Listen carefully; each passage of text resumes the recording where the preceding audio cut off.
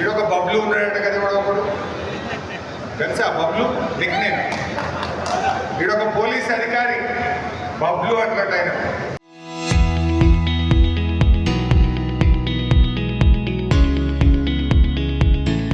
బబ్లు సంగతి చెప్తాం కానీ ఎవరన్నా మా కార్యకర్తలు ఉన్న విషయాన్ని వడ్లు కొట్టలేడనో రైతు బంధు రాలేదనో రైతు బీమా ఎగబెట్టినవనో సోషల్ మీడియాలో పోస్ట్ పెట్టే మా కార్యకర్తల్ని దెబ్బలు కొడుతుండట. మొన్న మా తమ్ముడు మా శ్రీకాంత్ను 2వ తారీఖు నాడు కొట్టిండని తెలిసింది. బిడ్డ బబ్లు రేపు మా శ్రీకాంత్ చేత కేసు పెట్టించి మా శ్రీకాంత్ ఎంత బాధపడ్డాడో ఆ బాధ ఏందో నీకు రుచి చూపిస్తాం జాగ్రత్త. మర్యాద ఉంటే మర్యాద మీరు కాపాడతాడా మీ ఎమ్మెల్యే కాపాడతాడా ఈ రేవంత్ రెడ్డి నిన్ను రేపు రేవంత్ రెడ్డి ఉంటాడా ఆలోచించుకోవాలి. అరే కింద పోలీస్ కానిస్టేబుల్లే మళ్ళీ కేసీఆర్ రావాలంటారు. ఇలా నువ్వు ఏ కానిస్టేబుల్ అయినా పక్కకి తీసుకుపోయాడు వాళ్ళకి టీఏలు బంద్ అయిపోయింది వాళ్ళ సరెండర్ లీవ్ బంద్ అయిపోయింది. కేసీఆర్ ఉండగా నేను ఆనాడు ఫైనాన్స్ మినిస్టర్గా 3 నెలలకు ఒక సరెండర్ లీవ్ ఇచ్చిన బరాబర్ టీఏ పైసలు ఇచ్చిన.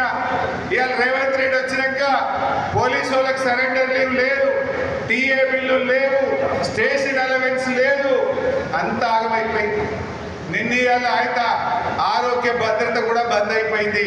ఆ ఆరోగ్య భద్రత బంద్ అయింది మళ్ళీ ఇప్పుడు ఆరోగ్య బీమా అని 1.5% జీతంలో కోత పెట్టారు.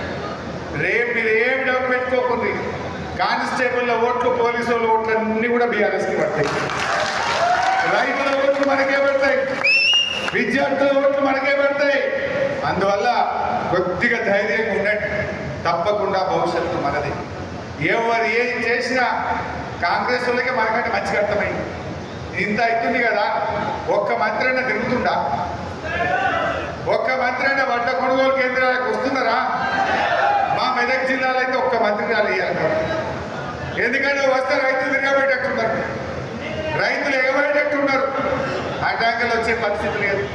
ఇప్పుడు వానకాలంకు యూరియా స్టాక్ లేదు. కేసీఆర్ ఉండగా 3 నెలల ముందు తెచ్చి పెట్టుండే యూరియా. ఇప్పుడు మళ్ళీ వానకాలంలో మళ్ళీ యూరియాల కోసం లైన్లు కట్టాలి మనం. అంటే ఈ ప్రభుత్వం రైతులంటే చిన్న చూపున్నది. అందువల్ల మిత్రులారా రైతులతో ఎవడు పెట్టుకున్నా ముంగట పడడు.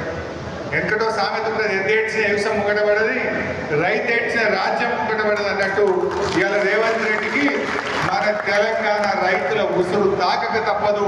ఆయన దానికి తగిన మూల్యం చెల్లించక తప్పదు. కార్యకర్తలు మా నాయకులు మంచిగా పనిచేయండి.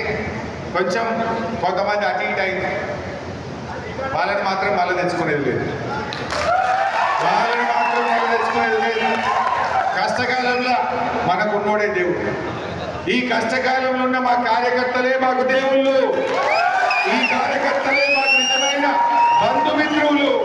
ఈనాడు ఈ కష్టకాలంలో నిలబడ్డ కార్యకర్తలే పార్టీ హైకమాండ్కు ఆత్మీయులు అని చెప్పుకోండి. మనం గ్యారెంటీ